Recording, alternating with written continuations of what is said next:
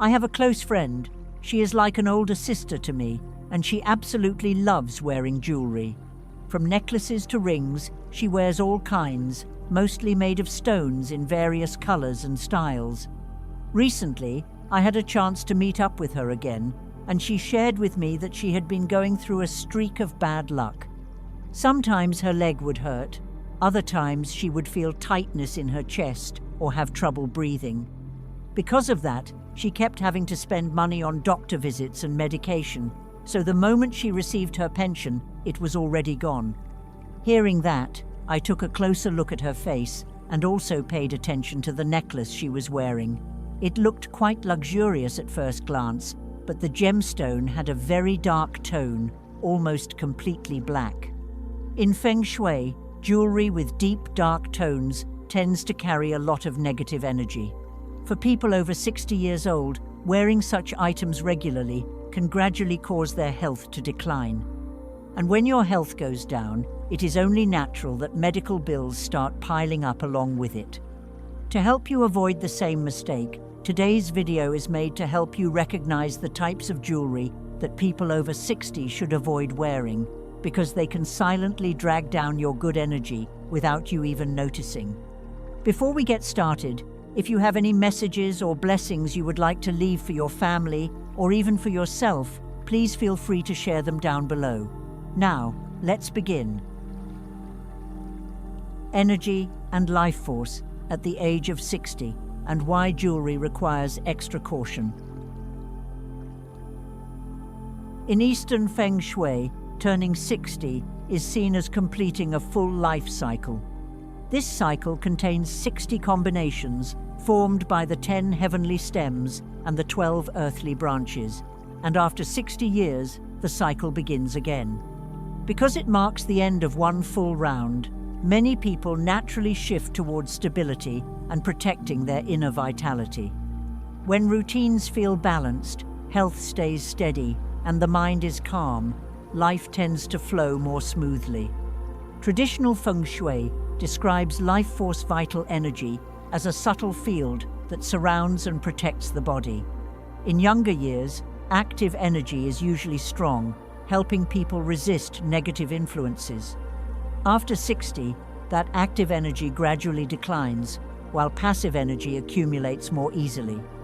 This imbalance can reduce the body's ability to adapt to changing environments and respond to Feng Shui influences the way it once did.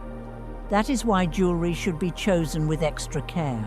If a piece carries harsh or conflicting energy, wearing it for long periods may disrupt the natural flow of blood and energy. When circulation feels blocked or uneven, it can show up as fatigue, mental heaviness, and frequent daily disruptions. Over time, these small issues can stack up and make life feel less stable. To judge whether jewelry is suitable, the 5-element system focuses on 2 factors: color and material. Together they suggest which element the piece leans toward: metal, wood, water, fire, or earth. Color is the most visible signal, while material is the foundation because it affects how stable the item's energy feels when worn. For someone over 60, wearing jewelry that strongly favors one element for too long may disturb the vitality that should be gently supported at this age, causing routines to lose rhythm and steadiness. With these principles, it becomes easier to identify which jewelry types people over 60 may want to avoid, so they can maintain balance and prevent their energy from being quietly drained. The first type, antique jewelry. Antique jewelry, with an unclear background, is often seen as carrying mixed or unstable energy. In Feng Shui, an item's energy field can linger and absorb the conditions it was stored in, the places it passed through, and even the imprint of previous owners. So when jewelry changes hands many times without a clear history, it becomes hard to know or control what it carries. Classical Feng Shui teaches that life force can gather or disperse depending on circumstances, and once energy builds up, its effects often appear gradually. Traditional teachings also stress that energy is shaped by its environment and can be held, trapped or altered over time rather than fading after a single contact. For people over 60, life force is believed to enter a stage that should be preserved and gently supported. Daily exposure, like wearing the same piece every day, can therefore have a stronger impact. If antique jewelry with unknown origins carries heavy or harsh energy, it may show up as recurring disruptions. Things at home not running smoothly, small problems piling up, or money leaking away through unexpected expenses. Practitioners often describe this as unintentionally carrying leftover energy from past owners. That is why a common guideline is to avoid wearing jewelry when its origin and usage history are unclear. Many practitioners also advise against picking up old jewelry found outdoors and wearing it, since items with no known owner are considered the highest risk for unstable energy. The second type, imitation, Feng Shui stones. In practical Feng Shui, stones are chosen to be worn on the body because they are believed to hold a stable energy field through their natural structure. The core idea of Feng Shui is to help people and objects move in harmony with energy flow and the 5 elements, avoiding disruptions in daily life. The issue with imitation stones is that they are artificial at their core. Any energy claims attached to them have no true foundation, so their impact on the wearer's life force tends to appear gradually over time. For people over 60 who need a steady rhythm and a stable energy foundation, wearing jewelry that stays close to the body for many hours each day while carrying unstable energy can disrupt the natural accumulation of positive energy.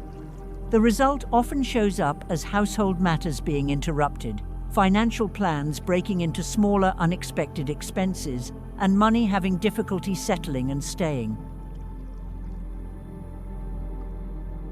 The third type, jewelry with aggressive or fierce shapes.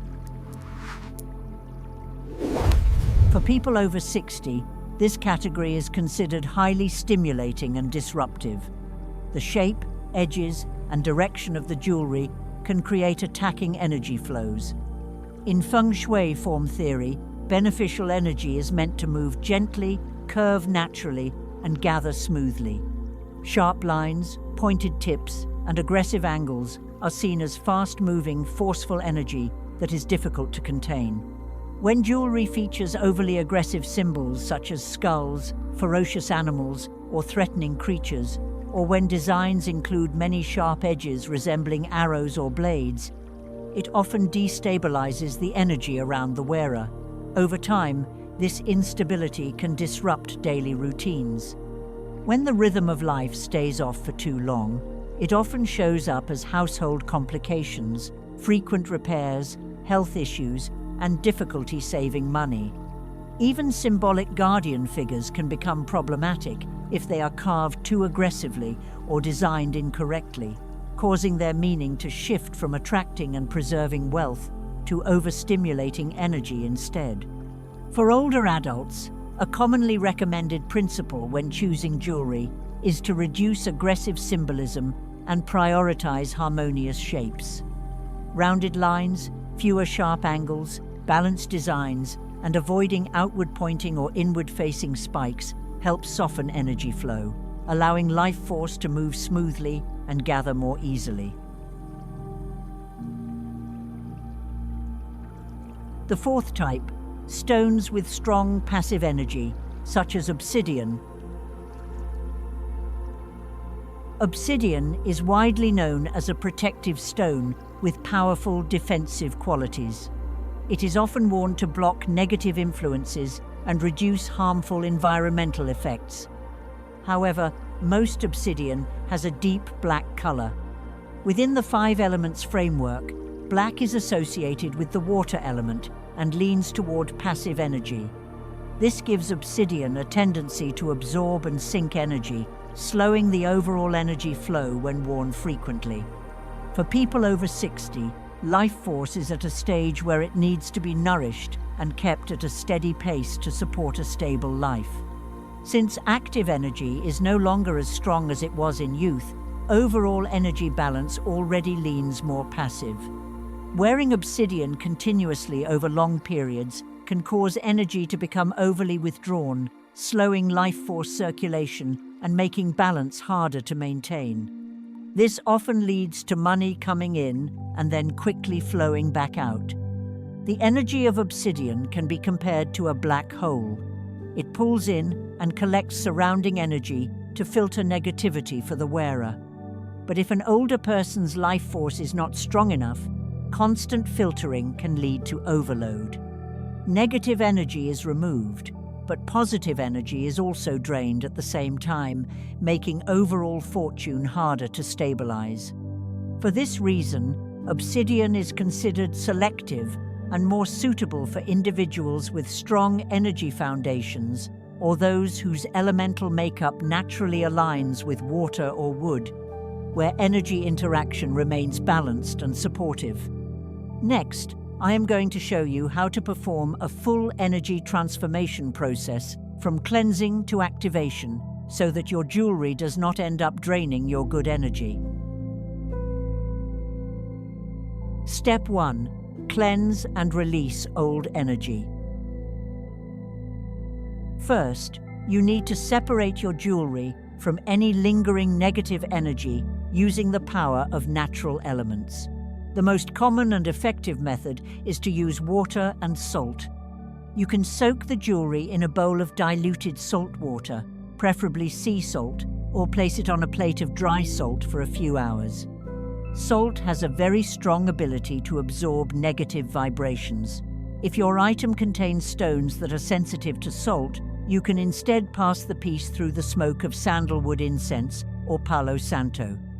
While doing this, keep your mind calm and visualize all the misfortune dissolving into the smoke or water, leaving your item in its purest state. Step 2. Recharge and restore vitality.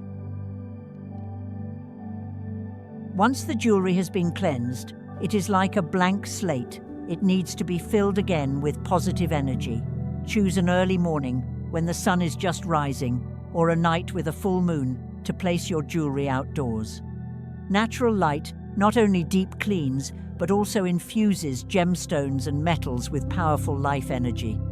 If you are more spiritually inclined, you can place the jewelry in your palm, hold it near your chest, and do a short meditation. Send it thoughts of peace, prosperity, and protection. This creates a unique energy bond between you and your item. Step 3. Set boundaries and maintain them. To turn your jewelry into a true protective companion, the final step is exclusivity. Once it has been activated, you should avoid letting others touch or try it on. Doing so can easily disrupt the energy field you just carefully established. In addition, get into the habit of cleansing it every few months, or after visiting places with heavy energy, like hospitals or funerals. When you respect and care for your jewelry properly, it will begin to vibrate on the same frequency as you. That is how it naturally transforms misfortune into good fortune. So, for those over 60 years old, wearing jewelry should go hand in hand with one clear goal: keeping your daily rhythm steady. If a piece helps you stay organized, sleep better, feel mentally light, and keep things flowing smoothly at home, keep using it.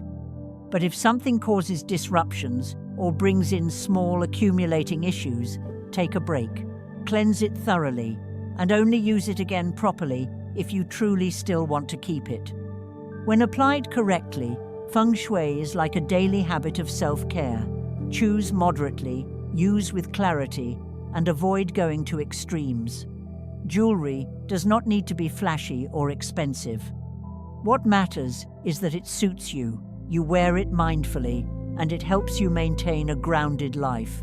When that happens, everything else tends to fall into place more easily. And if you have any questions about Feng Shui jewelry or anything else related, feel free to leave them in the comments below. We will explore and answer them together in future videos. For now, thank you for watching, and I will see you next time.